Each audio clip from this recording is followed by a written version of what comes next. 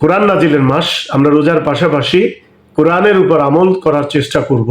যারা কোরআন পড়তে পারি, ন্যূনতম যতটুকু সময় আছে আমরা কিছু না কিছু কোরআন তেলাওয়াতের চেষ্টা করব, কোরআনের মর্ম বাণী উপলব্ধি করার চেষ্টা করব। এবং যারা পড়তে পারি না, আমরা কোরআনকে শুনব। এবং পাঞ্জেগানা নামাজ আমরা সময় মতো আদায় করব। পাঞ্জেগানা নামাজের 17 ফরজ। এখন আমি যদি শুধু রোজা রাখি, নামাজ না পড়ি, তাহলে আমার 1 ফরজ আদায় হবে এবং আপনার কাছেও ভালো লাগবে না যে আপনি শুধুই উপবাস করছেন। বর্জনীয়র মধ্যে কি করতে পারি? অপ্রয়োজনীয় কথা বলা এবং গীবত, যেটা আল্লাহ পছন্দ করেন না, এবং গীবতকারীর দোয়া আল্লাহ পাক কবুল করেন না। আমরা রমজানের উসিলা করে এই গীবত থেকে আমরা মুক্ত থাকতে চাই।